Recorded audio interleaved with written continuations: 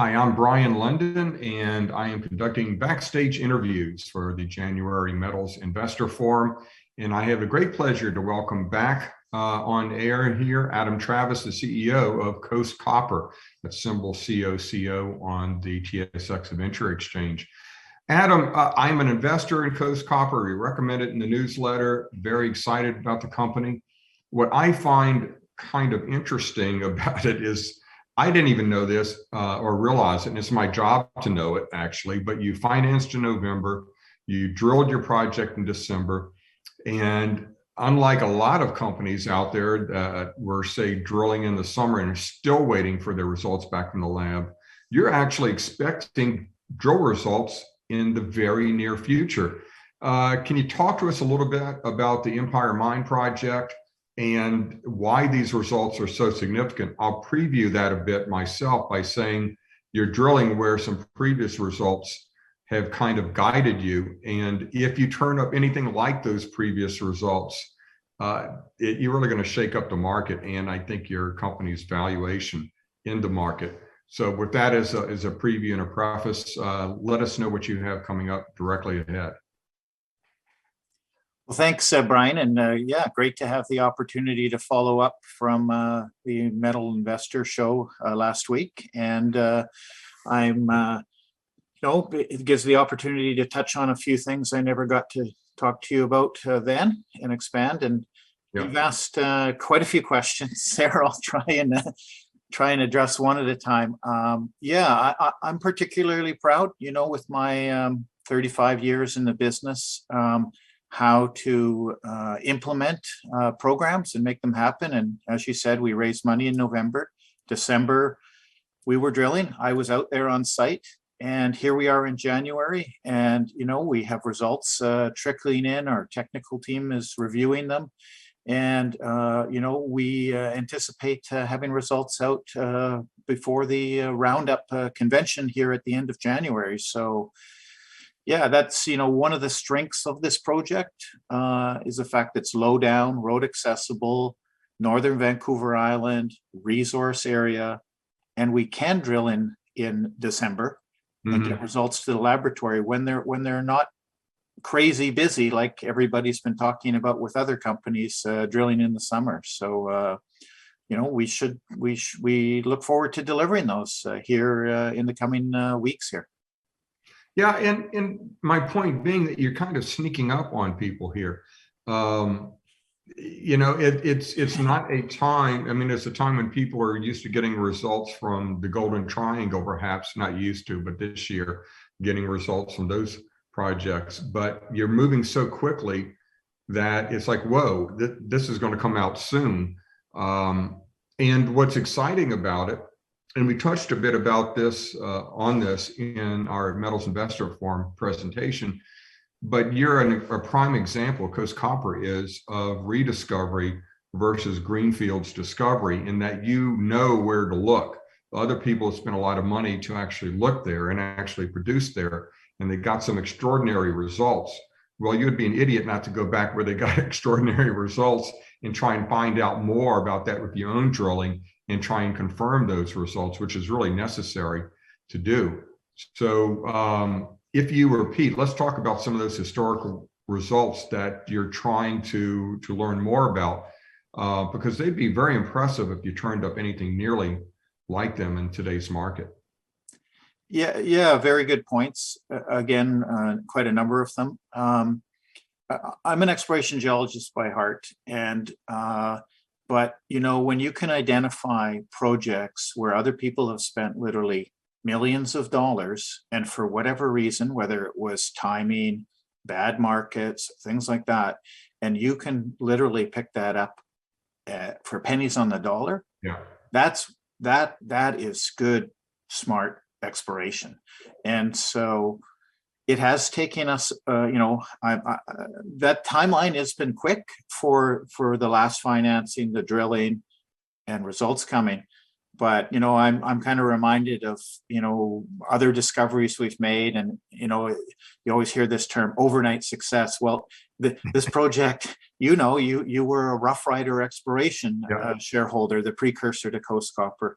There was a lot of background, quote unquote, boring work that was done. Right. The review of 100 years of data, the permitting process, the consultation process, all that. So yeah, this part of it has been, and the deliverable part of it has been quite exciting, but there's been a lot of steps to get here.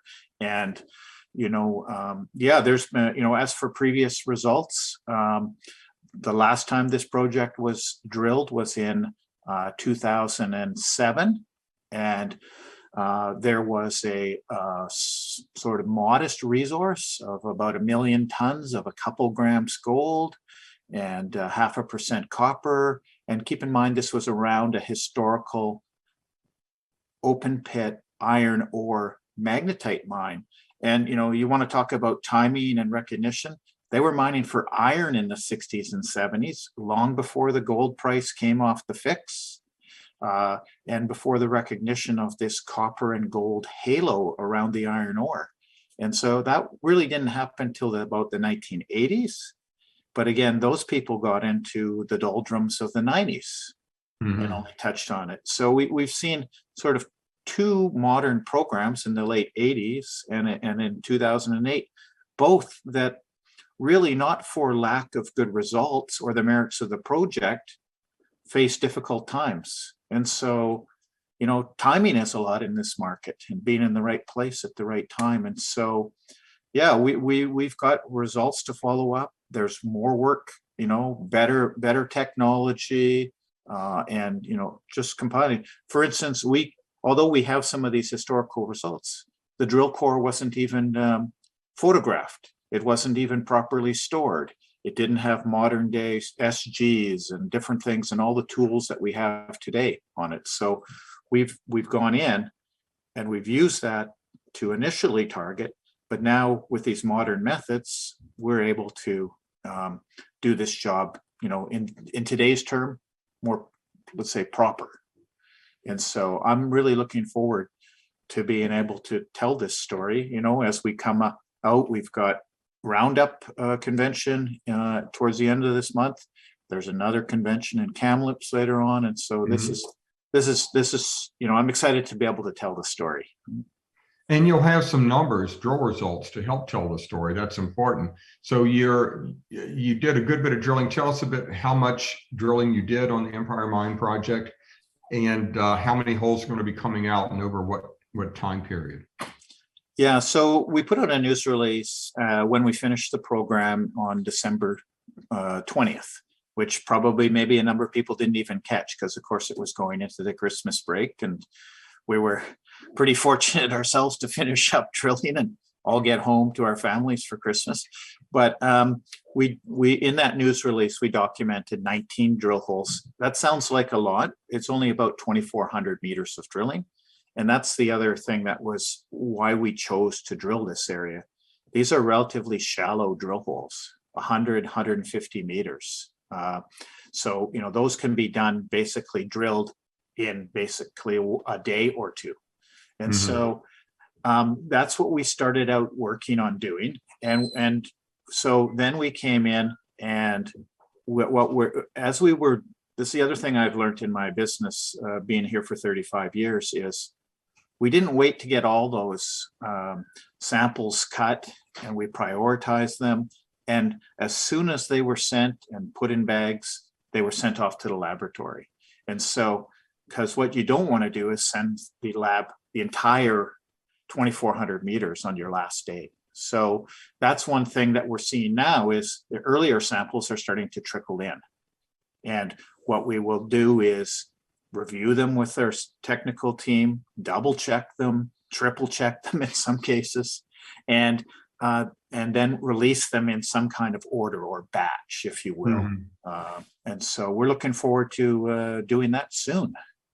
So the next release will have the initial drill results, but you'll have more coming for probably weeks afterward. There'll be a stream of it. So if investors don't miss out on these first news, you'll have more, and that the opportunity will still be there.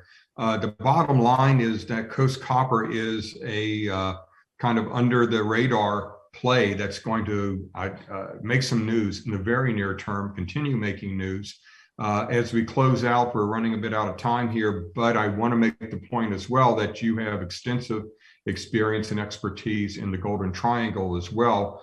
And what brought you to Northern Vancouver Island was this project and how exciting it was. Company still has a very nice portfolio of projects and opportunities in the Golden Triangle, so it's more diversified than may appear. It's just that this Empire Mine project will dominate the news flow for the company in the very near future.